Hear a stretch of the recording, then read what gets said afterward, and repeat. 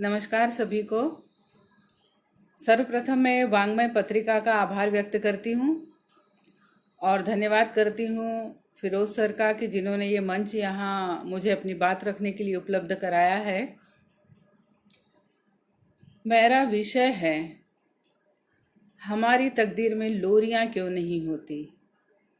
साथियों, ये एक सवाल है। शगुप्ता जी नमस्कार। साथियों, ये एक सवाल है जो किन्नर समुदाय की ओर से हमारे लिए किया गया है। तो आज हम इस विषय पर चर्चा करेंगे और मैं ये मानती हूँ कि इस मंच पर 3 प्रमुख वर्ग उपस्थित हैं। प्रथम है प्रोफेसर वर्ग, पहला है साहित्यकार वर्ग, जो साहित्य का हम लोग कहते हैं कि साहित्य समाज का दर्पण है, तो वो उस दर्पण को समाज के समक्ष रखते हैं, अर्थात समाज की समस्याओं को बाहर लाकर और उससे लोगों का सामना कराते हैं। दूसरा वर्ग है प्राध्यापक वर्ग। प्राध्यापक वर्ग जिन्हें हम बुद्धि प्रबुद्ध वर्ग मानते हैं, और ये प्रबुद्ध वर्ग उन समस्याओं पर चर्चा करता है, उस पर चिंतन और मंथन करता है। तीसरा वर्ग है छात्र वर्ग। चूंकि हमारे यहाँ कई शोधार्थी भी इससे जुड़े हुए हैं, तो ये छात्र वर्ग जो है हमारे आने वाले भविष्य की नींव रखता है। हम जिन्हें युवा शक्ति के रूप में देखते हैं, तो ये युवा शक्ति इन समस्याओं से रूबरू होकर भविष्य में उसके प्रति अपना जो भी नज़रिया है या जो भी वे उसका समाधान प्रस्तुत कर सकते हैं, वो समाधान वे प्रस्तुत करते हैं। बात करती हूँ कि आखिर साहित्यकार लिखता क्यों है, क्योंकि आजकल जैसा हम देख रहे हैं कि एक हफ्ते से हमारे ये चल रही ऑनलाइन वक्तव्य चल रहा है, और इसमें हमने बार बार महसूस किया है कि लगातार किन्नर विमर्श पर काफ़ी लेखन हुआ है, कई उपन्यास कहानी संग्रह आए हैं। इसका सीधा सीधा अर्थ है कि लोग इस समुदाय से जुड़ रहे हैं। बहुत अच्छी बात है, लेकिन एक बार मतलब मेरा खुद का जो अनुभव है, वो अनुभव मैं यहाँ प्रस्तुत करना चाहती हूँ कि मैं पिछले समझ लीजिए 10 वर्षों से 2010 से लगभग जुड़ी हुई हूँ इस वर्ग से। और इस वर्ग के अंतर्गत मैंने जब देखा, उनके करीब जाकर, उनके जीवन में झांककर, उनके डेरे पर जाकर जो भी अनुभव मुझे हुए हैं, वो अनुभव मैंने अपने इस वक्तव्य में लिखे हैं, आपको प्रस्तुत करती हूँ। एक बार सिमरन ने मुझसे सवाल किया था, जब मैंने उसे बताया कि इस तरह का लेखन आप लोगों को लेकर चल रहा है, समाज में जागृति है। जैसे ही मैंने उससे कहा कि इस तरह का लेखन, मैंने उन्हें यमदीप दिखाया और भी मेरे पास जो किताबें थी वो दिखाई कि देखिए आपके प्रति लोग संवेदनशील हो रहे हैं। लेकिन साथियों, उसका प्रतिप्रश्न रहा मुझसे कि इस लेखन से क्या मकसद है। मैंने जब उसे लेखन दिखाया, उन्होंने कहा इस लेखन से क्या मकसद है। मैंने कहा भाई, हम आपसे जुड़ना चाहते हैं, समाज आपसे जुड़ रहा है और हम चाह रहे हैं कि आप मुख्य धारा में आए। इसीलिए आपको लेकर, आपकी समस्याओं को लेकर ये सब चीज़ें चल रही हैं। आप यकीन मानिए, उसने जो प्रश्न किया, सिमरन का जो प्रश्न था, वो मेरे मुंह पर सीधे तमाचे की तरह लगा। वो मुझसे बोली कि जितना साहित्य रचा गया है दीदी, जितना साहित्य रचा गया है, बताइए उसके मुकाबले में हमारा कितना विकास हुआ है। मेरे पास इस प्रश्न का कोई जवाब नहीं था, क्योंकि उसका प्रश्न निराधार नहीं था। मैं मौन हो गई और मैंने महसूस किया कि वाकई हम आए दिन किन्नर समुदाय को लेकर लिख रहे हैं, कई लेखन हो रहे हैं, और हम ये मानने लगे हैं कि हम उनके जीवन से परिचित हो चुके हैं। मगर हकीकत यह है कि हम महज उनके जीवन से परिचित हुए हैं। उनके जीवन को ऊपर उठाने के प्रति हमारा जो दायित्व है वह अभी अधूरा है। तो इसी बात को लेकर एक सहज प्रश्न, जो युवा पीढ़ी अभी हमारे यहाँ इस संबंध में शोध के लिए आगे आई है, उनसे भी मेरा एक निवेदन है कि वे लिखने से पहले 3 सवाल, इस विषय का चयन करने से पहले 3 सवाल अपने आप से पूछें। पहला सवाल कि क्या उनके मन में इस वर्ग के प्रति संवेदना है। अगर संवेदना है तो उनका यह शोध कार्य जायज है। दूसरा प्रश्न है कि क्या उनके मन में इनके प्रति वह भावना है कि ये उनकी हर मुश्किलों में, उनके हर संघर्ष में उनके साथ खड़े रहेंगे। अगर ये भावना उनके अंदर है, बहुत अच्छी बात है, और वे अपना कार्य बहुत ईमानदारी से करेंगे।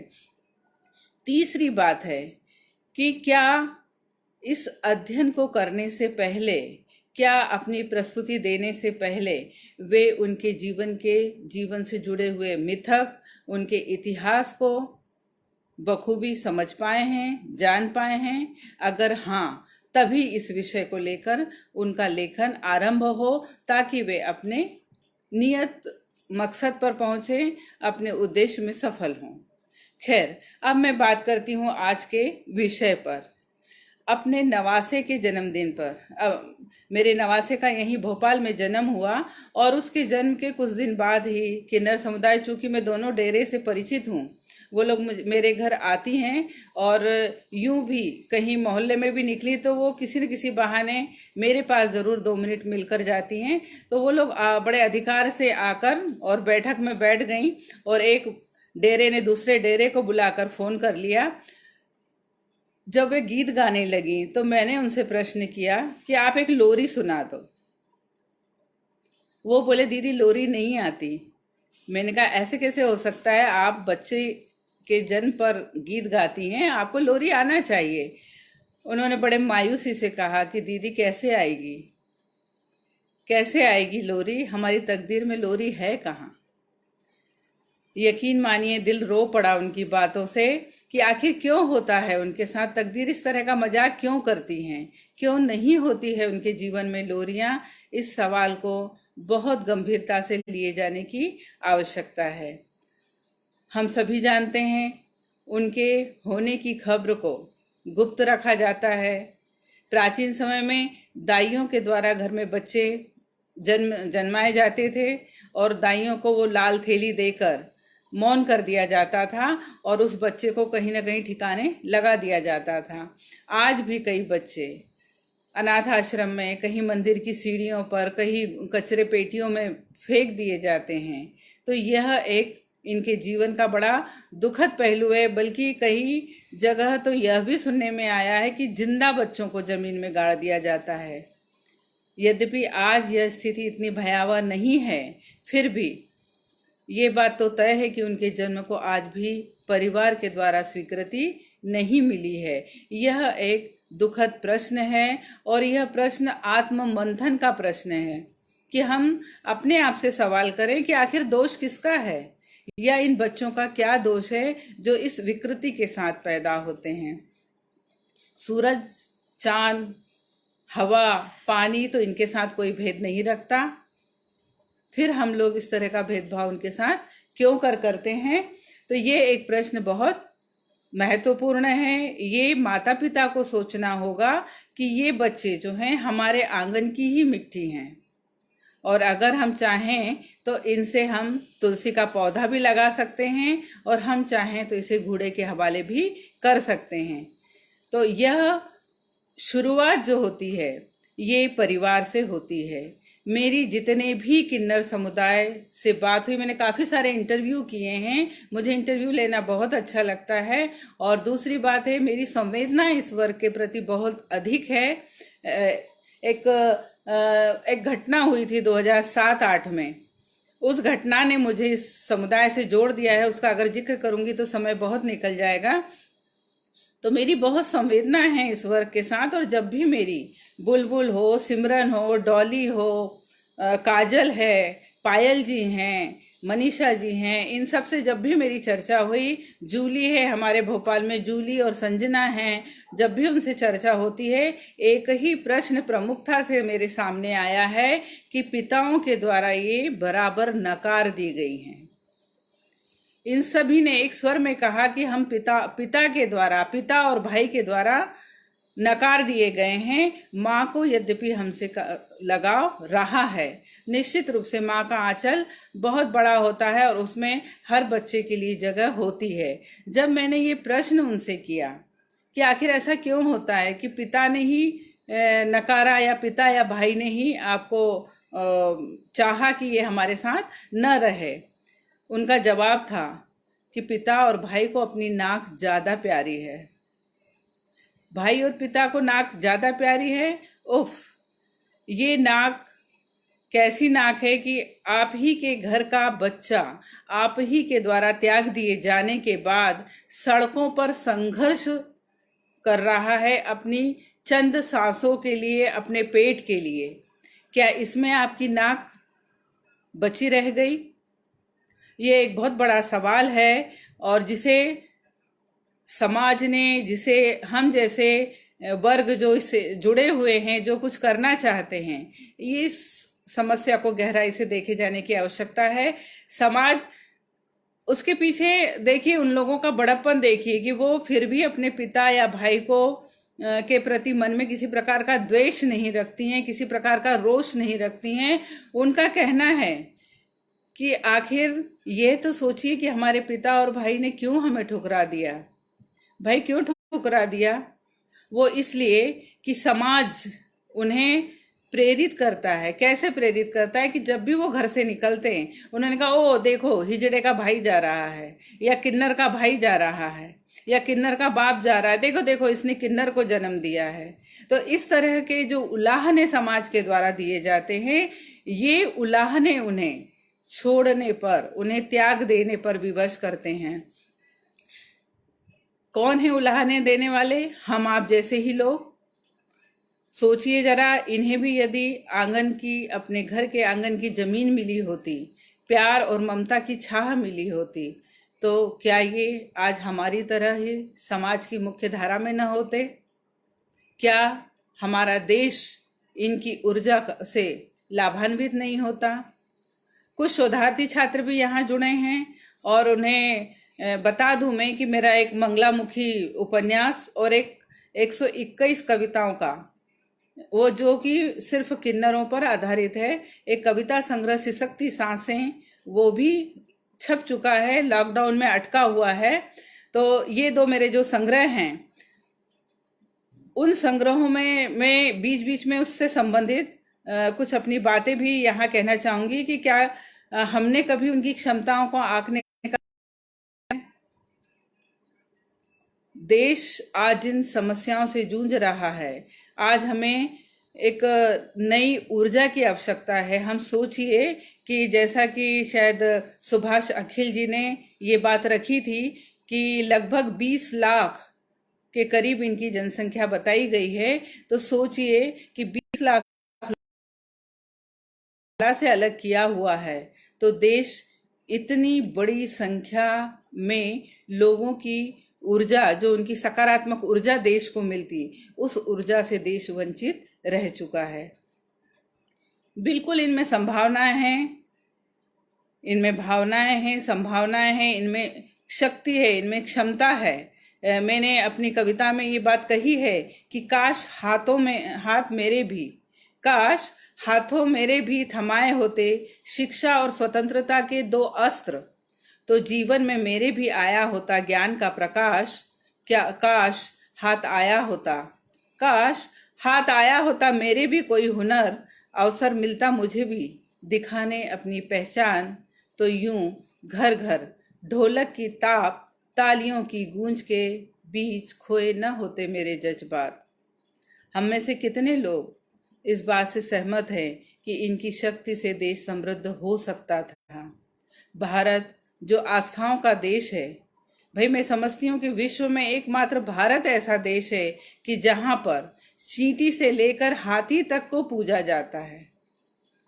हम गंगा जमुना सरस्वती को माँ के रूप में मानते हैं, हम गाय को माँ के रूप में मानते हैं, हम पर्वत गोवर्धन पर्वत को हम मानते हैं, हम बरगद पीपल को हम मानते हैं।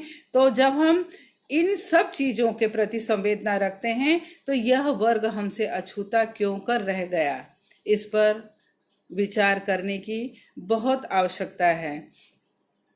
और हम पूछते किससे हैं? जनरली जितने भी साक्षात्कार मेरे हुए हैं, मुझे शुरू शुरू में भोपाल के इस डेरे से जुड़ने में भी काफ़ी संघर्ष करना पड़ा, क्योंकि उनके प्रति उनके मन में हमारे प्रति जो अविश्वास का भाव है वो बहुत गहरे बैठ चुका है, और उस अविश्वास के मिट्टी में अपने लिए कोई सकारात्मक भाव का या संवेदना का एक छोटा सा पौधा लगाने में मुझे काफ़ी जद्दोजहद करनी पड़ी। तो इसी जद्दोजहद के अंतर्गत मैंने देखा कि जनरली मैं नहीं करती हूँ वैसे, मेरे साक्षात्कार के अंतर्गत मैं किसी से नहीं पूछती हूँ कि आपका नाम, आप कहाँ से आए या जो भी है, क्योंकि ये एक कॉमन प्रश्न है। लेकिन उनका ये प्रश्न है कि हर व्यक्ति हमसे पूछता है। क्या पूछता है? बताइए आप यहाँ कैसे आए? क्या आपको माता पिता ने छोड़ा या आप खुद आए घर छोड़कर? क्या आपको ऐसा लगता है कि अगर आप वहाँ रहते तो ज़्यादा जीवन में ज़्यादा कुछ कर सकते, या आपके जीवन में जो भी वगैरह वगैरह जो भी सवाल हम उनसे करते हैं, उस सवाल में उनकी जो उन्होंने विछोह की उस वेदना को झेला है और जिस वेदना को उन्होंने सहा है, क्या हम उसकी भरपाई कर पाएंगे? क्योंकि वो जीवन तो उनका निकल गया, उनका बचपन तो उनके हाथ से चला गया, तो हम इसकी भरपाई कभी नहीं कर पाएंगे। लेकिन हाँ, हम उनके जीवन को एक सकारात्मक भाव से की ओर, दिशा की ओर ले जा सकते हैं। तो हमारी कोशिश हो कि हम उनसे ऐसा कोई सवाल न करें जो उनके जख्मों को कुरेदता है। इस संबंध में मुझे एक बात महामंडलेश्वर लक्ष्मीनारायण त्रिपाठी जी की बहुत अच्छी लगी कि लोग जब उनसे बार बार ये सवाल करते हैं उनके व्यक्तिगत जीवन को लेकर, तो उन्होंने बड़े निर्भीकता से उन्होंने ये बात कही कि इतना सब हमारे साथ होने के बाद, इतना सब हमें छोड़ा गया, हमें उलाहने दिए गए, हमें अपमानित किया गया, हमें मुख्य धारा से हटाया गया, हमारे अधिकार छीन लिए गए, इतना सब होने के बाद भी हमसे सवाल। और जो माता पिता इन संतानों को छोड़ देते हैं उनसे कोई प्रश्न नहीं। यह कैसा न्याय है? साथियों, बहुत गहरी बात कही है त्रिपाठी जी ने, और हमें इस बात पर चिंतन करना चाहिए कि हमें सवाल उन माता पिताओं से करना चाहिए कि जिन्होंने इन्हें छोड़ा है, ताकि उनके मन में आत्ममूल्यांकन की भावना हो, उनके मन में ग्लानि का भाव हो, और संभव हो कि ये भावना उन्हें अपने बच्चों को घर वापसी के लिए प्रेरित कर सके। ये एक बहुत बड़ा कदम होगा। हम सभी जानते हैं कि प्राचीन समय में इन्हें रोजी रोटी के लिए, हम ये तो नहीं कहेंगे कि इनका जीवन बहुत सम्मानजनक था, लेकिन हाँ, रोजी रोटी के लिए इन्हें जद्दोजहद नहीं करनी पड़ी, क्योंकि इन्हें राजघरानों में जगह मिल जाती थी। भले ही उन्हें स्त्री जनान खाने में जगह मिलती हो, या वे गुप्तचर भी रहे हैं राजा महाराजाओं के, और उन्होंने अपना दायित्व तो बहुत ईमानदारी से निष्ठापूर्वक निभाया है। तो इस तरह की चीज़ें हम जब देख रहे हैं कि उनमें ये सब क्षमताएं थी, वे काम करने के योग्य थे, लेकिन फिर भी उनकी ऊर्जा को हमने निष्कासित कर दिया है, उसको गौण मान लिया है। कारण कहीं ना कहीं, जैसा कि पायल जी भी कहती हैं, मनीषा जी भी कहती हैं, कि ब्रिटिश शासन के बाद हमारी स्थिति बदतर होती चली गई। देखिए, ब्रिटिश शासन ने मान लिया कि इस वर्ग के प्रति उपेक्षा का भाव रखा, लेकिन उसके बाद जब हमारा अपना शासन था, हम इस गलती को सुधार सकते थे, किंतु नहीं। हमारे देश की जो पुरुष सत्ता है, उस सत्ता के अधीन एक ऐसी मनोवृत्ति बन गई है कि जिस तरह उन्होंने नारी को गौण मान लिया है, और उसी तरह किन्नर समुदाय को भी उनकी मुख्य धारा से धीरे धीरे ढेलते चले गए, और आज ये स्थिति हमारे सामने आ गई है। हालांकि इस स्थिति में सुधार किया जा सकता था। पाकिस्तान की एक मशहूर पत्रकार आरिफा सईदा जी कहती हैं इसी बात को लेकर कि किस तरह इन्हें मुख्य धारा से हटा दिया गया।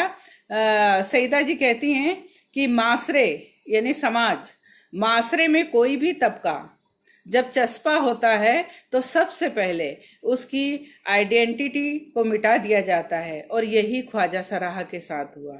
किसी की आइडेंटिटी मिटाना, किसी की पहचान मिटाना, उसकी पूरी की पूरी कौम को नज़रअंदाज कर देने के समान है, और सच कहें तो ये अपराध है।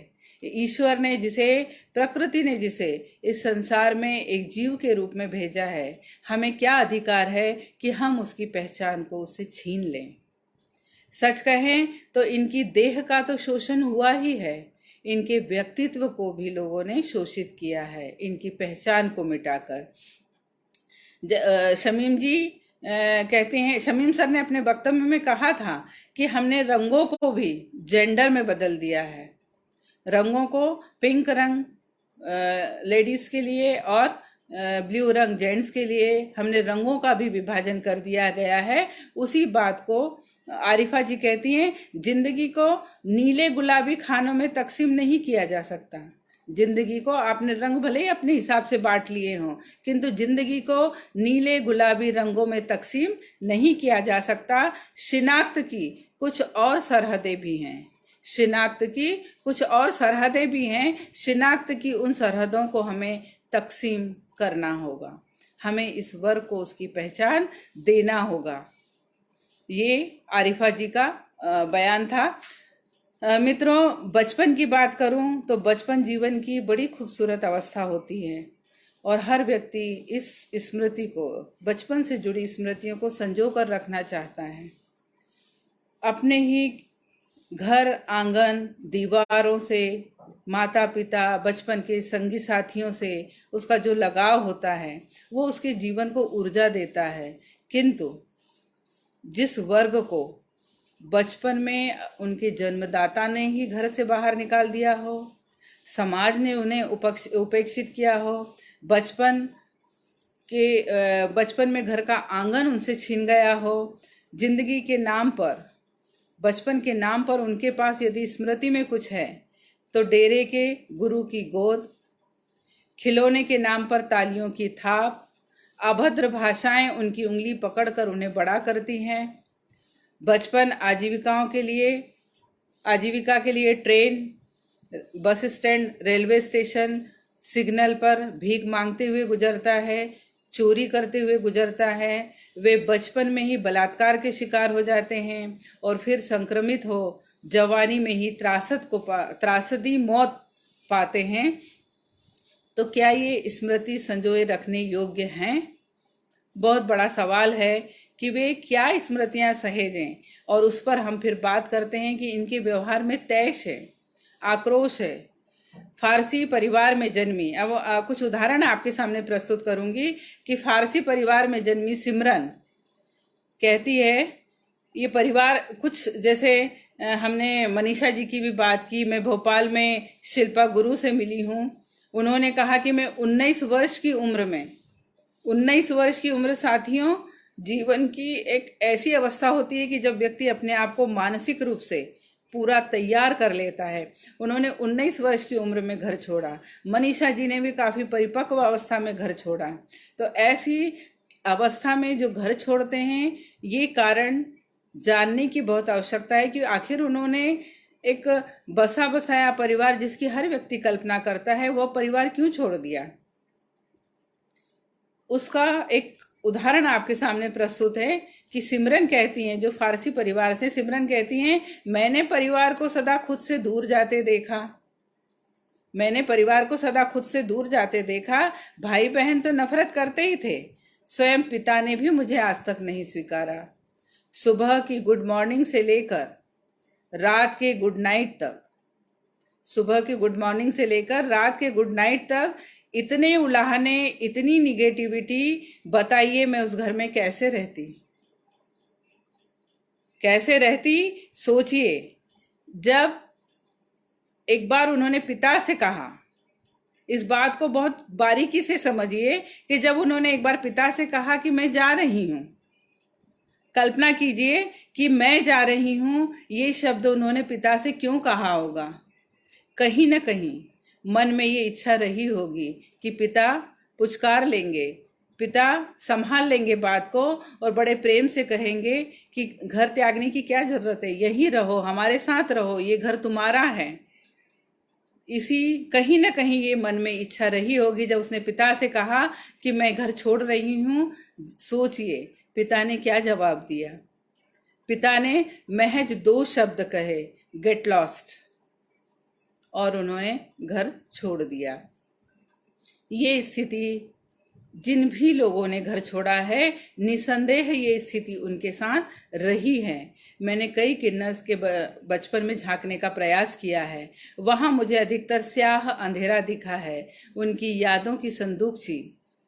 में कोई सुनहरे सपने नहीं हैं, बचपन जैसा कोई अनुभव नहीं है। अगर कहीं कुछ मिला तो महज उलाहने और दैहिक शोषण। अधिकांश का कहना यही रहा कि बचपन में उनके अपनों ने उनके साथ खिलवाड़ किया है। बचपन तो मेरा कभी था ही नहीं। या हमारे बचपन में कागज की कश्ती, परियों का देश, माँ की लोरी, दादी नानी की कहानी, मामा का घर, कुछ नहीं होता। यथार्थ है ये। और हर बच्चा चाहता है कि वे इस जीवन से लाभान्वित हो। भोपाल डेरे की गुरुमाई, जैसा मैंने जिक्र किया, शिल्पा गुरु, जब उन्होंने बताया 19 के पड़ाव में उन्होंने घर छोड़ा, मुझे बड़ा आश्चर्य हुआ। मैंने कहा, माई, इस उम्र में तो जब आपने इतना वक्त निकाल दिया तो बाकी का जीवन और निकाल देती हैं। आज कम से कम वे जीवन के 6 दशक पूरे कर चुकी हैं। तो उनका जवाब था कि माँ बाप थे तब सब अपने थे, पहले पिता चल बसे तब माँ की ममता की छाँव थी साथ, किंतु माँ के गुजरते ही भाई और बहन की आंखों की किरकिरी बन गई, अपने ही घर में बेगानी बना दी गई। भला कैसे हर दिन सामना करती उनकी बेगानी आंखों का। घर छोड़ देना ही ठीक समझा और आ गई अपनों के बीच। ऐसे ही बहन मनीषा की जब मैंने बात सुनी कि बचपन में माँ का साया सर से उठ गया और उन्होंने पढ़ने की उनमें तीव्र इच्छा थी, उन्होंने जब अपनी बड़ी माँ से किताबों के लिए पैसे मांगे, उन्होंने इनकार कर दिया और उन्हीं के सामने अपने बेटे को उन्होंने वो पैसे दिए। तो इस तरह की कई घटनाएं मनीषा जी के साथ हुई होंगी, तब उन्होंने आकर वो घर छोड़ा और अपना एक अलग ठिकाना चुन लिया। लेकिन क्या घर छोड़ने के बाद उनका जीवन सहज हो पाता है? जीवन हम जैसे लोगों के लिए भी आज जीवन इतना आसान नहीं है। और जब ये घर छोड़ते हैं तो सच जानिए कि इनके साथ ना समाज होता है, परिवार तो छोड़ ही दिया, इनके साथ ना समाज होता है, ना पुलिस विभाग होता है, ना डॉक्टर होता है, ना उनके कोई संगी साथी होते हैं जो उन्हें साथ दे। तो ऐसी स्थिति में उनके जीवन में क्या क्या विसंगतियां आती हैं, उसका सबसे बढ़िया उदाहरण है लखनऊ हजरतगंज डेरे की गुरुमाई पायल जी, जिनका मुझे काफ़ी सानिध्य मिला, जिनसे मेरी लगातार बातें होती रहती हैं। मैंने उनके साथ पूरा 1.5 दिन बिताया था और उनका जीवन इसकी मिसाल है कि अपने ही पिता के कोप भाजन बनी पायल को जब पिता ने ही फांसी पर लटका देने को तत्पर रहे तो उनके लिए घर से भागने के सिवा कोई और रास्ता रह ही नहीं गया था।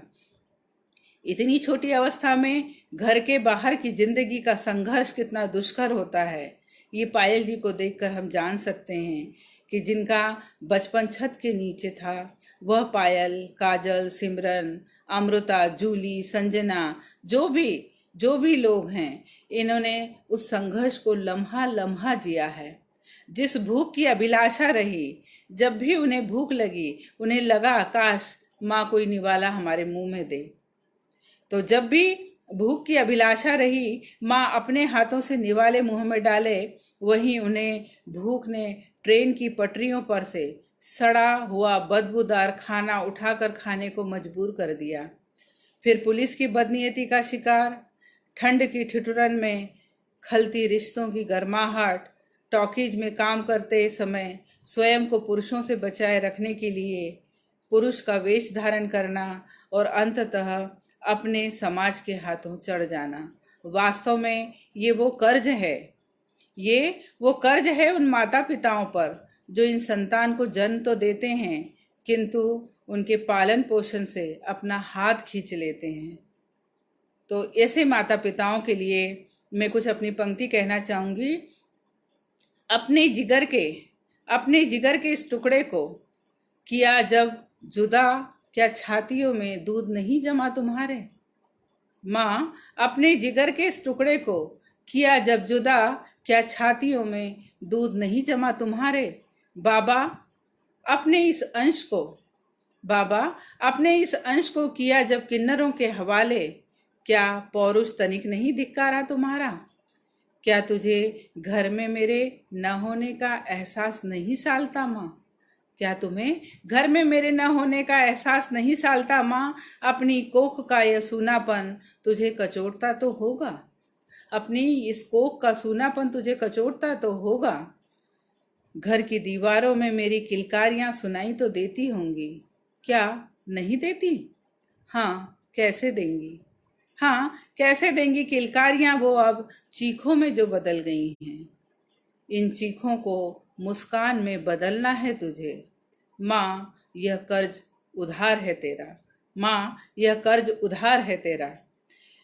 कैथोलिक परिवार में जन्मी अमृता सोनी, कैथोलिक परिवार में जन्मी अमृता सोनी कहती हैं कि माता पिता ने, जैसे ही उनका जन्म हुआ माता पिता घबरा गए और उन्होंने उन्हें अपने ही भाई भाभी के हाथ, मतलब चाचा चाची के हाथ उन्हें सौंप दिया, अमृता को सौंप दिया। और चाचा ने 16 वर्ष की उम्र में क्रिसमस के दिन उन्हें शराब पिलाकर उनका दैहिक शोषण किया। सगे चाचा ने उनका दैहिक शोषण किया और जब उसकी शिकायत लेकर वे अपनी माँ के पास पहुंची तो माँ ने बजाय बेटी के दर्द पर मलहम लगाने के, साथियों रोंगटे खड़े हो जाते हैं कि माँ ने बेटी के दर्द पर मलहम लगाने की बजाय, उसका दर्द सुनने की बजाय हथेली पर 100 रुपए रखे और संबंधों की इतिश्री करके उसे बाहर का रास्ता दिखा दिया। आगे वो कहती हैं कि लोगों को लगता है कि ताली बजाकर कहना ए देना रे बहुत आसान है। हम कहते हैं गाड़ी के शीशे चढ़ाना आसान है, क्योंकि भूख की पीड़ा क्या होती है वो नहीं समझेंगे। वास्तव में अमृता की कहानी बहुत दर्द भरी है। अमृता को पढ़ने की ललक थी, वो जीवन में कुछ करना चाहती थी। उन्हें बड़ा मन में आत्मविश्वास था कि अगर मुझे थोड़ा सा भी सकारात्मक वातावरण मिल जाए तो मैं बहुत कुछ कर सकती हूँ। और अगर उन्होंने अपनी पढ़ाई जारी रखने के लिए, माँ ने तो बाहर का रास्ता दिखा दिया, उन्होंने अपनी पढ़ाई जारी करने के लिए पैसे कमाने शुरू किए, भीख मांगी, कंडोम बेचे, उसके बाद बार में डांस किया, कभी कभी क्लास में भी डांस किया। सुनकर आपको आश्चर्य होगा ना कि क्लास में डांस कैसे कर सकती हैं। तो अमृता जी बताती हैं कि जिस समय उन्होंने MBA का फॉर्म भरा, उनके पास देने के लिए 4 लाख रुपए नहीं थे। ट्यूटर फीस उनकी जो माफ़ की गई, जो टीचर उन्हें पढ़ाते थे, वो टीचर उनसे मांग करते थे कि डांस करके बताओ। और जब वो इनकार करती थी तो उनके शब्द होते थे, बार में तो बहुत डांस करती हो, हमें डांस करके बताओ। चूँकि उन्हें अपनी फीस माफ़ करवानी रहती थी, उन्होंने टीचर्स के सामने डांस किया। उसके बाद उन्हीं टीचर्स ने उनका दैहिक शोषण भी किया। ये सुनने में हमें बहुत भद्दा लगेगा, लेकिन ये हकीकत है उनके जीवन की कि जो गुरु का दर्जा कितना ऊंचा होता है, उन गुरुओं ने उनके साथ छल किया।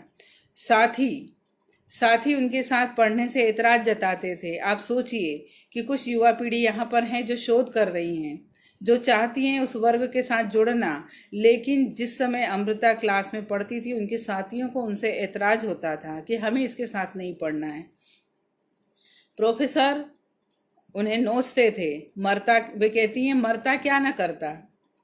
एक इज्जत की जिंदगी जीने के लिए अमृता ने ऐसे कई समझौते अतीत में किए, किंतु उनकी परीक्षा समाप्त नहीं हुई।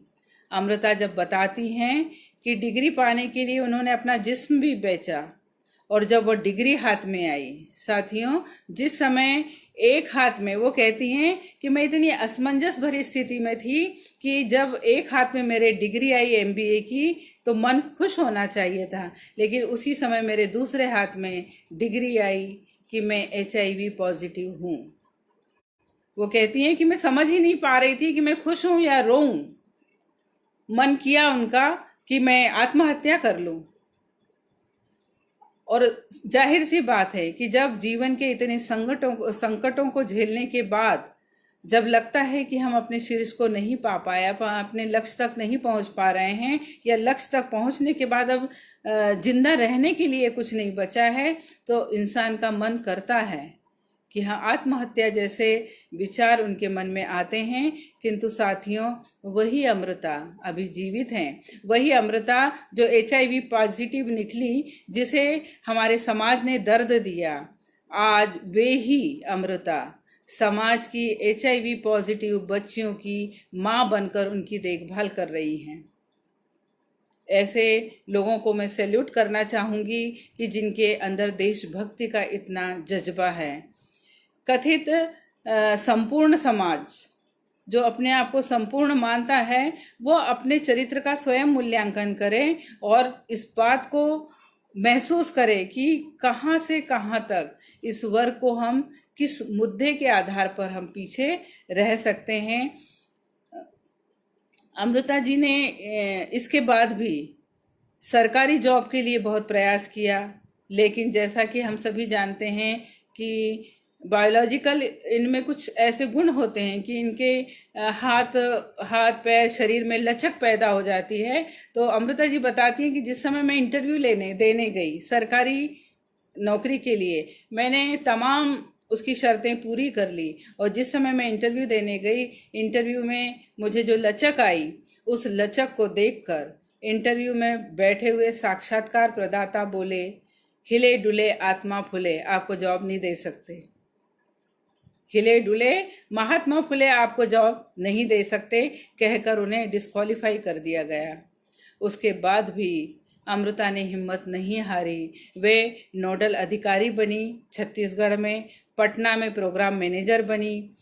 अब इस समय एशिया पैसिफिक ट्रांसजेंडर की वे चेयरमैन हैं। और 200 उनका खुद का मानना है कि 200 पेज के संवैधानिक अधिनियम सिर्फ कागज पर लोगों को रिझाने को है, सरकार इस ओर गंभीर दिखाई नहीं देती। ये कड़वी सच्चाई है। प्रश्न उठता है कि ये बच्चे आखिर आए कहाँ से? हमारे और आपके समाज से, क्योंकि इस समाज में तो प्रजनन शक्ति है नहीं। प्रत्येक व्यक्ति को एक सोशल सपोर्ट की आवश्यकता होती है, और हमने इनके सारे सोशल सपोर्ट को छीन लिया है। माता पिता समाज कुछ नहीं है उनके पास, यहाँ तक कि समाज की नागरिकता पाने के लिए भी इन्हें जद्दोजहद करनी पड़ रही है। समाज के हर सुख दुख में वे अकेले अपने भागी बने हुए हैं। सिमरन है, शिल्पा, काजल आदि इनके उदाहरण हैं कि जिन्हें अपनों ने मरने के लिए छोड़ दिया। मैं भोपाल के डेरे में जब गई, वहाँ पर मैंने एक बच्चे को देखा, और पैर में उसके प्रॉब्लम दिखी मुझे। वो लंगड़ा के चल रहा था, मेरे ख्याल से 14-15 साल का, और थोड़ा सा मानसिक रूप से विक्षिप्त था वो बच्चा। जब मैंने पूछा गुरु माई से, ये बच्चा इस तरह कैसा आपको कहाँ मिला और इस बच्चे को आपने कैसा अडॉप्ट किया, क्योंकि ये उन्हीं समाज का था। वो कहती हैं कि क्या बताऊं मैं, इस बच्चे को हमने घोड़े से उठाया था, और जब हमने इसे उठाया, लगता है काफी समय से पड़ा हुआ था, इसका पैर जानवर खा गए, और उसके बाद बड़ी मुश्किल से ये बचा है। तो बताइए, क्या इंसान की दी हुई यह प्रकृति का एक ये भी एक उपादान है? क्या ये घोड़ों पर फेंकने के लिए है या जानवरों का भक्षण करने के लिए है? हम इनके व्यवहार में सदा प्रश्न चिन्ह लगाते हैं, और हम लोग जो इस वर्ग से दूरी बनाए हुए थे, उसके पीछे कारण यही था कि हम लोग इनसे डरते थे, क्योंकि इनका व्यवहार आक्रोश भरा होता है। इनकी भाषाओं में हमें अभद्रता दिखाई देती है, इनका तेज इनमें दिखाई देता है हमें। तो क्यों दिखाई देता है, इस बात पर चिंतन हमें ही करना है। जिस बच्चे को आप बचपन से घर से निकाल दो, उनसे जीने के सारे आधार उनसे छीन लिए जाएं, उन्हें एक वक्त के खाने के लिए 25 और 30 रुपए में अपना जिस्म बेचना पड़े, बार बार बलात्कार का शिकार होना पड़े, तो ऐसे बच्चों से आप कैसे प्रेम और सौहार्द की उम्मीद रख सकते हैं? मेरे उपन्यास में ये सारे पात्र आपको जीवित मिलेंगे। मैंने एक एक पात्र जीवन से उठाए हैं, और किन्नर गुरुओं ने जिन्हें गले लगाकर, माता पिता ने इन्हें त्याग दिया, किन्नर गुरु ने इन्हें गले लगाकर प्यार भरी परवरिश दी है। तो ऐसे में क्या गलत है कि उनके मन में आक्रोश हमारे प्रति या हमारे समाज के प्रति तल्खियां हैं। अक्सर उनकी अभद्र भाषा, आक्रोशित स्वभाव चर्चा का विषय होती है। क्यों है इनकी बोली में तेजाब, क्या हमने कभी सोचा है? क्यों लोग इससे भय खाते हैं? कारण हमने इनकी संभावनाओं को जो समेट दिया है, उनसे रिश्तों की डोर छीन ली है, कटी पतंग की भांति छोड़ दिया है इन्हें यहाँ वहाँ मंडराने के लिए। तो फिर उनसे मीठे वचनों की उम्मीद हम कैसे कर सकते हैं? सभी लोग कहते हैं, एक वक्तव्य है ये, कि सभी लोग कहते हैं कि हम पैसे के भूखे हैं, न मिलने पर हम गाली गलौज करते हैं। ये हम सब इससे रूबरू हो चुके हैं। मैंने भी ये रूप देखा है उनका, मैंने भी यह रूप उनका देखा है कि सभी लोग कहते हैं हम पैसे के भूखे हैं, न मिलने पर गाली गलौज करते हैं। फिर क्या करें? तुमने जॉब तो कोई हमें दिए नहीं, पैसे के लिए तो नेता भी नंगे हो जाते हैं, वो करे तो चमत्कार, हम करें तो बलात्कार। ये शब्द हैं काजल के, जो मेरे घर आई थी। और यहाँ उन्होंने, जब मैंने उनसे चर्चा की, हमारे पड़ोस में भी एक शादी होकर आए थे और उन्होंने बहुत हंगामा खड़ा किया पैसों के लिए। तब मैंने कहा कि आप इस तरह क्यों लोगों का दिल दुखा के लेती हैं? तब उन्होंने ये शब्द मुझे कहे तो मैं भी खामोश रही। कभी कभी हमें अखरता है कि इस तरह ये लोग जो जिस तरह की डिमांड हमारे सामने रखते हैं, यद्यपि अखबारों में आ चुका है कि इनके भी नेक बांध दिए गए हैं, लेकिन इसकी अभी मान्यता वो लोग इसको मानते नहीं हैं। खुद मेरे घर नवासे के जन्म पर, जबकि वो तो अस्पताल से आया भी नहीं था, और परिचित होने का एक खामियाजा उठाया कि दोनों ग्रुप मेरे घर आकर, दोनों डेरे के लोग मेरे घर आकर जम गए और उन्होंने कहा कि बधाइयाँ गाना शुरू कर दिया। मैंने कहा भाई अभी बच्चे को तो आ जाने दो। नहीं मानी, और यकीन करेंगे आप, दोनों डेरे 7-7 हजार रुपये लेकर गए हैं। और जब मैंने कहा कि तुम अपने होकर हमें लूट रहे हो, तो उनका शब्द था कि 15-15 हजार रुपये नेक है और हमने आपको डिस्काउंट दिया है। तो ये इस तरह जब वो किसी के सामने मांग रखते हैं तो संभवतः किसी की इतनी हैसियत नहीं हो पाती है, किसी की इतनी संभावनाएं नहीं हो पाती हैं। ऐसे में दिल दुखा के लेना, ये बात हमें थोड़ी अखरती है। किंतु इसके परे अगर देखें तो पैसा किसे नहीं चाहिए। मैंने पूछा क्या करती हो इतने पैसे का, लोगों से दिल दुखा के इतना पैसा लेती हो, क्या करती हो इतने पैसे का? तो उनका जवाब कि जीवन यापन के लिए महंगे कपड़े चाहिए। आज बोले हम आपके घर एक साधारण वेशभूषा में आके खड़े हो जाएंगे, आप ही हमें दुत्कार दोगी। तो हमें अपने व्यवसाय की, हमारे व्यवसाय की मांग है कि हमें महंगे कपड़े चाहिए, जिजमान को रिझाने के लिए मेकअप का सामान चाहिए, मेकअप करना होता है हमें, एक छत की आवश्यकता हमें भी है। और मकान जब हम किराए पर लेने जाते हैं तो चूंकि हम सामान्य वर्ग से नहीं हैं, तो हमें उसका किराया भी ज़्यादा देना होता है। फिर आने के लिए यदि हम बस इस्तेमाल करते हैं, कोई ऐसा लोकल यातायात का साधन इस्तेमाल करते हैं, स्त्रियों को हमारे पास बैठने में ऐतराज होता है, पुरुष हमारे साथ बैठना नहीं चाहते हैं। वो अपमान को उन्होंने झेला है, इसलिए वो कहती हैं कि हम लोग ऑटो में आते हैं, और ऑटो का किराया भी कितना महंगा होता है दीदी, आप समझ सकती हो। और सबसे बड़ी बात, कभी कभी इतना सब करके जब हम घर से निकलते हैं, पूरा दिन घूमकर वापस लौट जाते हैं, पैसा तो हमें उतना ही लगा, पूरा दिन हम इंतजार करके लोगों के खाक छान के हम घर पहुंचते हैं, हमारी कोई बोनी नहीं होती है, बल्कि वो खर्चा जो हमारा हुआ दिन भर का वो भी बेकार जाता है। तो रूढ़ियों में बंधे अशिक्षित वर्ग को हम एक बार समझ सकते हैं, लेकिन शिक्षित और प्रबुद्ध वर्ग का इनके प्रति अगर बेरुखी है तो इस बात पर चिंता होनी चाहिए। आज समाज में दैहिक शोषण को लेकर हिंसक घटनाएं बढ़ रही हैं। प्रियंका हुई या निर्भया कांड, इन सब का दर्द देश झेल रहा है। 6 माह से लेकर 70 वर्ष तक की कोई भी स्त्री आज महफूज नहीं है, जिसके पास, और अगर इस वर्ग की मैं बात करूं तो इस वर्ग के पास ग्लैमर है, बहुत चकाचौंध में वो लोग रहते हैं, तो इनके पास ग्लैमर है। तो फिर इनके साथ कोई हिंसक घटना न घटे, ये हम कैसे मान लें। निश्चित रूप से इनके साथ भी कहीं न कहीं दुर्व्यवहार होता है। ऐसे में प्रश्न उठता है कि क्या सामान्य वर्ग की भांति इन्हें भी न्याय मिलता है। अब देखिए इसी बात पर किन्नर मंगला के क्या विचार हैं।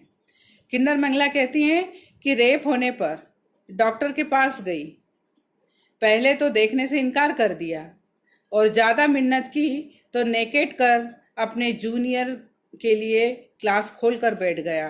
देखो देखो ऐसा होता है इनका योनांग। और पुलिस में शिकायत करने गई तो उलाहना मिला। क्या उलाहना मिला कि अरे उस ग्राहक ने पैसा कम दिया होगा साली को 7 सोने का, इस वजह से गुस्सा निकाल रही है, चलता करो इसको। तो इस तरह प्रेम और शांति की अपेक्षा उनसे हम करें, जबकि हमारा कोई वर्ग उनके दुख दर्द में उनके साथ नहीं है, तो ये एक नाइंसाफ़ी है। किन्नरों के संवैधानिक अधिकारों में सरकार ने भी सही न्याय नहीं किया है उनके साथ। किसी स्त्री के साथ अगर शारीरिक शोषण होता है तो उसको अपराधी को 7 वर्ष की सज़ा, और अगर किसी किन्नर के साथ शारीरिक शोषण होता है तो उसमें अपराधी की सज़ा 6 माह से लेकर 2 वर्ष।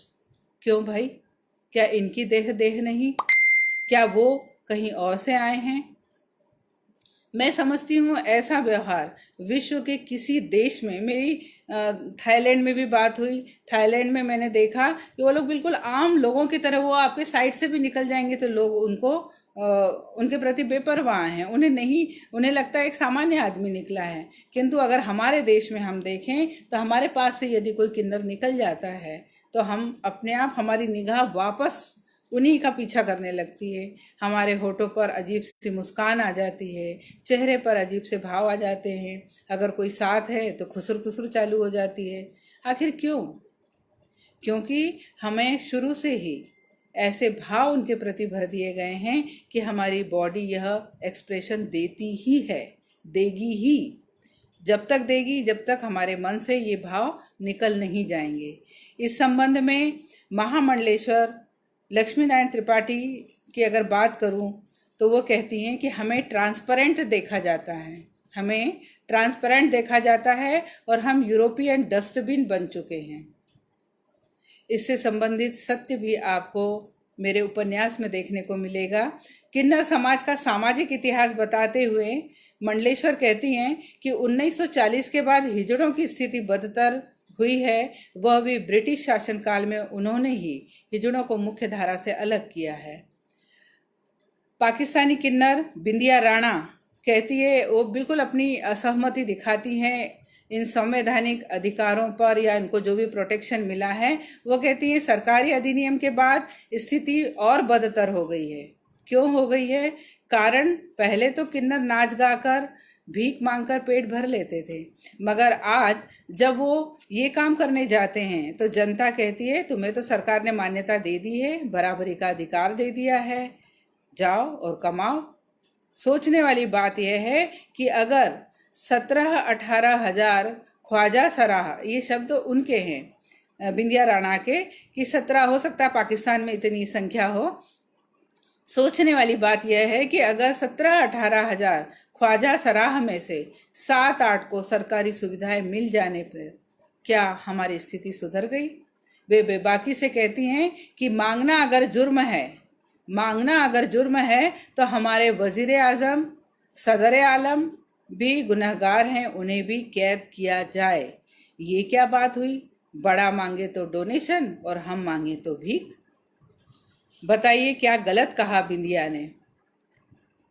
जिनकी निष्ठा इतिहास के पन्नों में कैद है, जिनकी बहादुरी के कई प्रमाण हम देखते हैं, फिर किस आधार पर हम इन्हें दरकिनार करते हैं? कौन देगा इसका जवाब? हमारा समाज। देखिए इनकी संवेदना की अगर हम बात करें, संवेदना में इनके कोई कमी नहीं है। आज एक सामान्य समाज में जिन बेटियों को घोड़े के ढेर पर छोड़ दिया जाता है मरने के लिए, वो बेटियां आपको इनके डेरे पर मिलेंगी। मैंने खुद देखा है भोपाल के मंगलवारा बुधवारा डेरे में, हर डेरे में लड़कियां पल रही हैं, और उनका पालन पोषण इतने लाड़ चाव से हो रहा है कि मैं तो दंग रह गई देख के। इतना प्रेम उन बच्चियों को, इतना प्रेम कि हम तो अपने बच्चों को गलतियों पर डांट भी देते हैं, लेकिन वो इतने गले लगा कर रखती हैं बच्ची को। और शिल्पा गुरु ने जिन बच्ची को पाला है, रुखसाना, उसकी सगाई हुई, उसकी सगाई की गई। उस बच्ची के सगाई में भोपाल की सबसे बेस्ट ब्यूटी पार्लर, जो टॉप की ब्यूटी पार्लर है, रोज ब्यूटी पार्लर, उसको बुलाया गया। बढ़िया से बढ़िया टेंट डलाया गया। इतना बढ़िया उत्सव कि मैं वो जश्न देखकर ही दंग रह गई। बहन मनीषा को देखिए कि जिस दिन बेटी गोद ली थी उन्होंने, उस दिन की तस्वीर हमसे साझा की थी। वह तस्वीर आज भी मेरी आंखों में बसी हुई है, फिट हो गई है एकदम। उनके चेहरे से बरसती ममता को मैंने उस दिन देखा था। मैं उस दिन से उनकी बड़ी प्रशंसक हो गई हूँ। बुलबुल जो पहली किन्नर हैं, जिनकी वजह से इस वर्ग से मैं जुड़ पाई हूँ। बुलबुल को जब मैं मिली थी तब बुलबुल ने बताया था कि उन्होंने एक बच्ची का अभी अभी हाल ही में विवाह किया है, और उस विवाह को दूरदर्शन ने टेलीविज़न पर दिखाया था। उसके बाद 5 बेटियां और उनके आंगन को महका रही हैं। पूरी संवेदना है इनमें, रिश्तों के प्रति त्याग, समर्पण, निष्ठा, सभी कुछ है। ये सब चीज़ें मैंने अपने उपन्यास में दी हुई हैं। पाकिस्तानी खातून जो आरिफा जी हैं, वो कहती हैं इनके इतिहास के बारे में, जो हम लोग सबने देखा है और सुना है, पढ़ा है, कि मल्लिकाओं की ख्वाबगाह, जहां परिंदा भी पर नहीं मार सकता था। ख्वाजा सरहा की मौजूदगी पर किसी को कोई एतराज नहीं होता था। शहनशाह के दरबार में भी वे बेरोक टोक आ सकते थे। न उनकी नज़र पर शक था, न ही उनकी नीयत पर शक था। पूरा की पूरा हरम उन्हें सौंप दिया जाता था। समाज में जिसके पास, किंतु आज ये स्थिति, मतलब इतनी गुणवत्ता होने के बाद भी क्यों उनकी स्थिति ऐसी थी, तो वह कहती हैं कि समाज में जिसके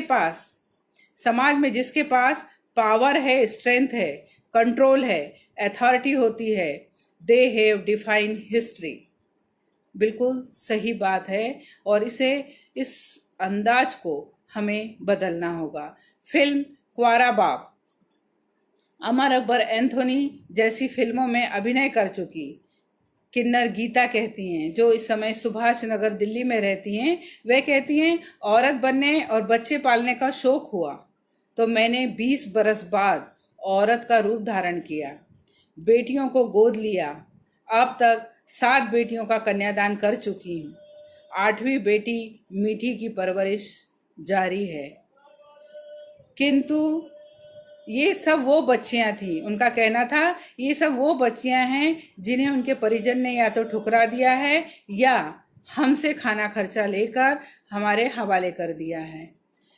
इनकी विडंबना यहाँ खत्म नहीं होती। इन्होंने इन बच्चियों को पाला। सोचिए, 8 बच्चियों को पालने के बाद, 8 बच्चियों की माँ बनने के बाद उस माँ का बुढ़ापा बड़े आराम से बीतना था।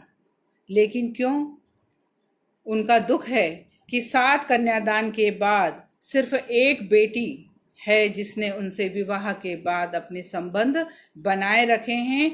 बाकी बेटियों ने किन्नर होने की शर्मिंदगी से स्वयं को उनसे अलग कर लिया है। देखिए कितनी दुखद स्थिति है कि वे हमारे लिए आज भी सहयोग को तत्पर है, लेकिन हमारा समाज कहीं से कहीं तक उनके दुख को समझने के लिए तैयार नहीं है। उड़ीसा की किन्नर माया, जो अब 50 की उम्र के आसपास है, जिस भाई ने उनसे नफरत करके उन्हें घर से निकाला था, उस भाई की जब पत्नी की मौत हुई, उसका एक छोटा सा बच्चा था, हो सकता है उसे दूसरा विवाह करना हो या जो भी कारण हो, किसी ने बताया कि उन्होंने उस बच्चे को, उस मासूम बच्चे को उठाकर डस्टबिन में, कूड़ेदान में फेंक दिया। जैसे ही माया को ये खबर पता चली, उन्होंने जाकर उस बच्चे को अपने पास ले आई और उसकी आज परवरिश कर रही हैं। वह विष्णु नाम है उसका। वह विष्णु आज 19 वर्ष की सीमा में पार कर चुका है। लेकिन प्रश्न उठता है, क्या वह विष्णु काबिल इंसान बनने के बाद माया की मेहनत से अगर वो काबिल इंसान बनता है तो क्या वह उसकी माँ, इन्होंने तो उसकी माँ की कमी को पूरा कर दिया, क्या वह संतान की कीमत चुका पाएगा? गौरी सावंत एक ऐसा पात्र, गौरी सावंत ने जब देखा कि गायत्री एक सामान्य वर्ग की बच्ची, उसकी माँ की मृत्यु हो जाती है और परिजन उस बच्ची को बेचने के लिए कहते हैं सोनागाछी एरिया में उसे बेचने जा रहे होते हैं, और जैसे ही गौरी सावंत को पता चलता है वह उस बच्ची को अपने साथ ले आती हैं। अगर गौरी सावंत ने गायत्री को अपने साथ न लाई होती तो वह न जाने अब तक कितने लोगों की हिंसा की शिकार हो चुकी होती। और गौरी स्वीकारती हैं, ये बात नहीं है जैसे कि मैं बार बार ये बात कह रही हूँ कि अधिकतर कुछ साथियों ने ये प्रश्न रखे हैं कि उनके लिए अलग व्यवस्था स्कूल की, कॉलेज की या जो भी हो, लेकिन मेरा ऐसा मानना है कि अगर हम कोई अलग व्यवस्था करते हैं तो फिर हमें उन्हें जोड़ने में फिर से हमें वो कदम बढ़ाने होंगे। और आज यदि उनके व्यवहार में कोई आक्रोश है, यदि उनके जीवन में अगर कोई कमी है, उस कमी को समाज के साथ, परिवार के साथ जोड़कर ही दूर किया जा सकता है, उनसे अलग होकर कदापि नहीं। क्योंकि साथ में रहने से संस्कारों का प्रभाव पड़ता है, व्यवहार का प्रभाव पड़ता है, और यही व्यवहार गौरी सावंत बताती हैं कि गायत्री का जब उनके परिवार में आगमन हुआ, गायत्री के आने से हमारे जीवन में बहुत बदलाव आया। गायत्री जब हमारे साथ होती है हमारा व्यवहार अलग हो जाता है। हम ऊंची आवाज में नहीं बोल सकते, गाली नहीं दे सकते, ताली नहीं बजाते। अर्थात संभावनाएं हैं कि इस समाज को अगर संवारा जाए तो निश्चित रूप से उनमें परिवर्तन होगा। महेंद्र भीष्म जी ने ये बात कही है कि हम बड़े बड़े अपराधियों के साथ गले में हाथ डालकर बेहिचक घूमते हैं, किंतु किसी किन्नर के साथ ड्राइंग रूम में बैठकर जलपान करने में भी हिचकते हैं। तो हमें अपनी इस धारणा को बदलना होगा। गौरी सावंत भरी सभा में कहती हैं कि आपके समाज ने मुझे नहीं स्वीकारा। आप सोचिए कि ये एक तरह से उलाहना है हमें कि आपके समाज ने हमें नहीं स्वीकारा, मगर मैंने आपके समाज की बच्ची को गले लगाकर अपने मातृत्व को साबित किया है। मैंने साबित किया है कि मुझे स्त्रीत्व के पूरे गुण हैं। और यही सब चीज़ें आपको मेरा उपन्यास है मंगलामुखी, उसमें आपको देखने को मिलेगी।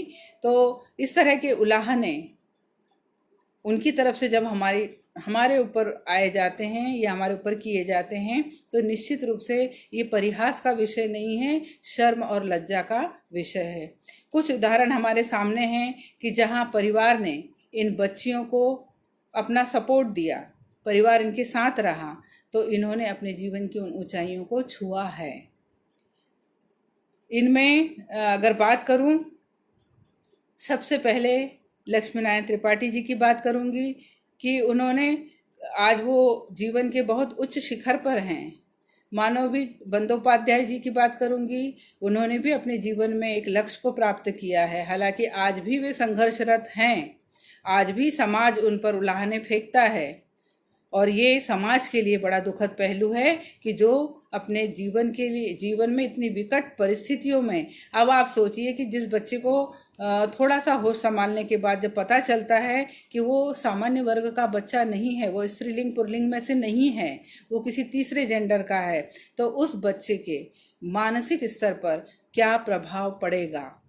ऐसी स्थिति में भी अगर कोई अपने आप को उन संघर्षों से ऊपर उठकर जीवन को सार्थक करता है तो हमें उसका साधुवाद करना चाहिए, हमें उसका अभिवादन करना चाहिए, हमें उसे सहयोग करना चाहिए। और यही सहयोग मिला मानवी जी को, लक्ष्मीनारायण जी को, कि जब पिता ने उन्हें कहा, उनके व्यवहार, जैसे उन्होंने अपनी आत्मकथा में लिखा है कि उनके व्यवहार कुछ अलग थे। वो डांस करना चाहती थी बार में, या वो पुरुष रूप में, स्त्री रूप में रहना चाहती थी। तब उन्हें ऐसा लगा कि मेरी वजह से घर परिवार को दिक्कत हो रही है, उनको शर्मिंदगी का सामना करना पड़ रहा है, तो उन्होंने कहा मैं घर छोड़ दूंगी। तब उनके पिता ने कहा कि आपको जैसा रहना है रहें, लेकिन घर नहीं छोड़ना है। या फिर गज़ल, जिन्हें परिवार का साथ मिला, पेशे से इंजीनियर गज़ल ने इन्फोसिस में कुछ समय तक काम किया, अब फिल्म में स्क्रिप्ट राइटर का काम कर रही हैं। गज़ल की पहचान परिवार और समाज में कई वर्षों तक बेटे के रूप में रही। फिर उन्होंने सेक्स चेंज कर अपना बेटी स्वयं को बेटी के रूप में नई पहचान दी। ध्यान देने वाली बात यह है कि गज़ल के माता पिता ने जब उन्हें स्वीकार किया तो आस पड़ोस और समाज ने भी इस दिशा में पहल की। बात यहीं पर आकर अटक जाती है कि जब माता पिता अपनी संतान को स्वीकृति देते हैं तो समाज अपने आप देगा ही, समाज को देना ही पड़ेगा। तो शुरुआत माता पिता से ही होनी चाहिए। इसी तरह अजमेर के दीपक जो ट्रांसजेंडर हैं, अजमेर के दीपक कहते हैं, मेरे माता पिता ने कभी एहसास नहीं कराया कि मुझ में कोई कमी है। हमें अपनाया जाना इंसानी ज़रूरत है। हम अलग हैं, इसके लिए माफ़ी क्यों मांगें? ये तो ईश्वर ने दिया हुआ उनका रूप है, ईश्वर का उपहार है। जो भी जिस भी रूप में दिया है, हम में से भी कोई व्यक्ति कई विकृतियों के साथ जन्म लेता है, तो क्या हम उसे नकार देते हैं? तो दीपक का यही कहना है कि हम अलग हैं, इसके लिए हम माफ़ी क्यों मांगे? क्योंकि जितनी ज़्यादा आप दया मांगते हैं किसी से, उतना ज़्यादा घृणा आप पाते हैं। आज यह समाज संकट में है, कारण इनकी संख्या कम होती जा रही है, किंतु इस व्यवसाय में रुपया और ग्लैमर को देखकर पूर्ण कहे जाने वाले समाज के कई लोग इस व्यवसाय को अपना रहे हैं, जिन्हें बंध्या किन्नर कहते हैं। ये मूल किन्नर पर हावी हो इनकी रोजी रोटी पर डाका डाल रहे हैं। इस वजह से इनके बीच काफ़ी तनाव बढ़ता जा रहा है। पिछले दिनों नागपुर में किन्नर चमचम गजबिये की हत्या इसी का तनावपूर्ण तरीका था। ऐसे ही एक चश्मदीद किस्से की मैं गवाह हूँ। मैं जिस समय इटारसी कॉलेज में पढ़ाती थी, मुझे रेलवे स्टेशन पर हम अपनी ट्रेन का इंतज़ार कर रहे थे।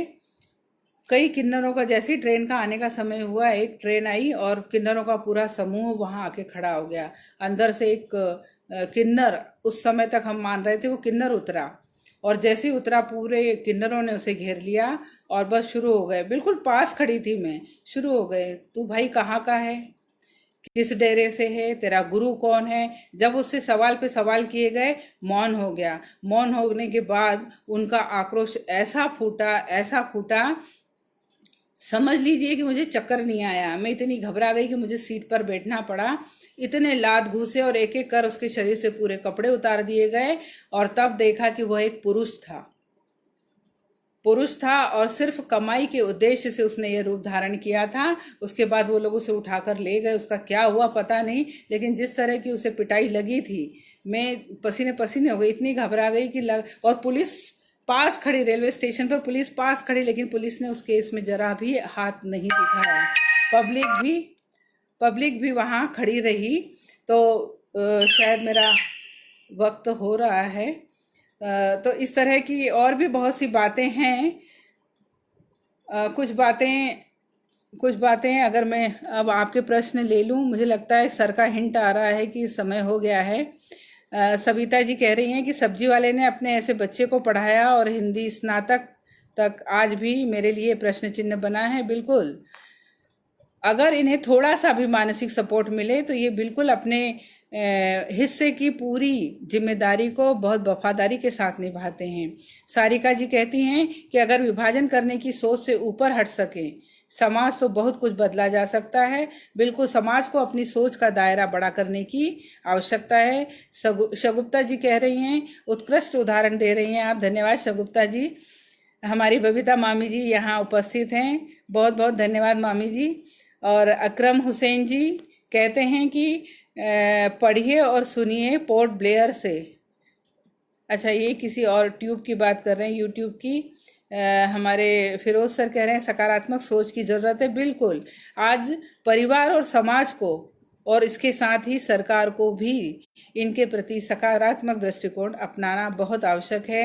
विकास जी कह रहे हैं कि बहुत सी स्त्री शोधार्थी सीमा पुरोबी, मिलन, रश्मि ने इस विषय को बहुत ही गंभीरता से काम किया है और बहुत ही सामूहिक कार्यों में सक्रिय भागीदारी निकाल। वही मैं कह रही हूँ कि हमारी कई युवा पीढ़ी यहाँ पर हैं और वो इस बात का ठोस सबूत है कि आने वाले समाज में इनकी स्थितियों में काफ़ी इजाफा होगा, लोगों की सोच समृद्ध होगी। जब युवा पीढ़ी इस बात को अपने अंदाज से कहेगी तो निश्चित रूप से ये समाज कुछ अपनी अलग पहचान बनाएगा।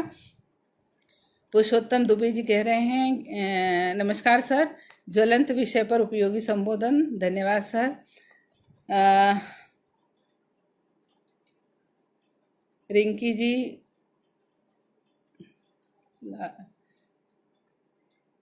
बहुत अच्छा व्याख्यान, लाजवाब मैडम। कुलदीप जी कह रहे हैं अनवर जी सहमत हैं मेरी बात से, धन्यवाद। रश्मि जी सहमत जी। किसी के प्रश्न हो सकता है ऊपर चले गए हों। फिरोज सर कह रहे हैं क्या हम थर्ड जेंडर के जीवन को सही तरह से आकलन कर पा रहे हैं? बिल्कुल नहीं सर।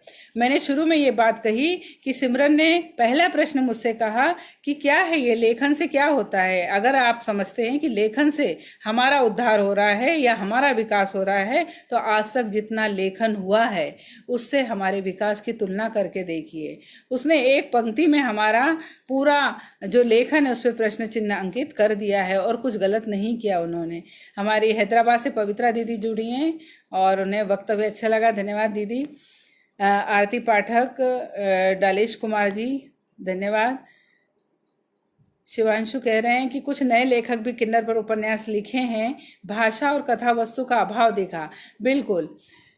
क्या लेखन में गिरावट का दौर है? बिल्कुल है लिखावट में, क्योंकि आज हम इस पे पहले भी कई चर्चा कर चुके हैं और बहुत लंबे में बात ये नहीं कहूँगी, लेकिन हाँ ये बात बिल्कुल सही है कि आज लेखन का जुनून सा हो गया है। तो हर व्यक्ति को लगता है कि हम लेखन करें बगैर गहराई में जाए। अगर हम लेखन करते हैं तो उस लेखन में निश्चित रूप से गिरावट दिखाई देती है। और उपन्यास अगर युवा पीढ़ी लिखती है बहुत अच्छी बात है। और भाषा की बात है तो भाषा को मैं अब दो रूपों में बांटूंगी। अभी तक मैं कहती थी, जब तक मैंने मनीषा जी को नहीं सुना था, कि भाषा को हम दो रूप में, कि जो भाषा वो हमसे जब उनका हमसे संप्रेषण होता है, एक भाषा वो प्रयोग करते हैं, एक भाषा उनकी अपनी होती है समुदाय के लिए। मनीषा जी का कहना है कि हमारी उस भाषा को न छेड़ा जाए। बिल्कुल हम उस बात से सहमत हैं कि वह भाषा उस वर्ग ने अपनी सुरक्षा के लिए बनाई है, किंतु जिस भाषा के साथ वे हमसे मुखातिब होते हैं लेखन में, चाहे कहानी हो चाहे उपन्यास हो, उसमें वह भाषा दिखाई देनी चाहिए, तभी हमें स्वाभाविकता दिखाई देती है। और मैंने ऐसे कई उपन्यास हैं जिसमें इस तरह की भाषा का अभाव पाया है। रोशनी जी धन्यवाद, शुभी जी धन्यवाद, मनीष कुमार मार्मिक धन्यवाद, अनवर जी हृदय विदारक, शर्मनाक विकास जी बिल्कुल सही बात कह रहे हैं कि हमारे लिए बड़ी शर्मनाक स्थिति है। फिरोज सर कह रहे हैं आप अच्छी जानकारी दे रहे हैं, धन्यवाद सर।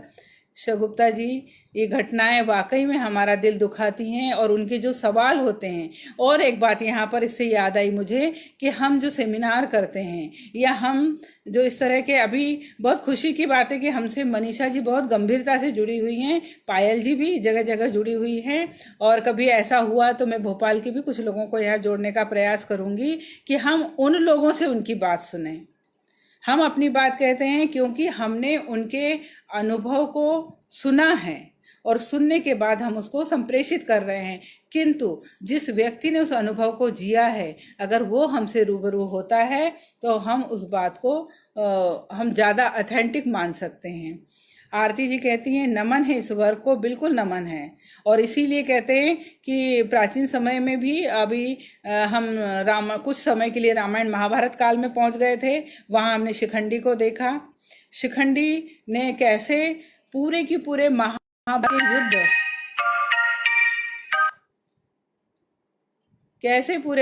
के युद्ध को समेट दिया है, तो पांडवों के पक्ष में कर दिया है। तो इस तरह फिरोज सर आप मुझे यहाँ मैसेज पे कुछ डाल दीजिए, क्या कहना रहे हैं। मुझे लग रहा है समय हो गया है, शायद समय इसमें मुझे पता चल नहीं रहा है।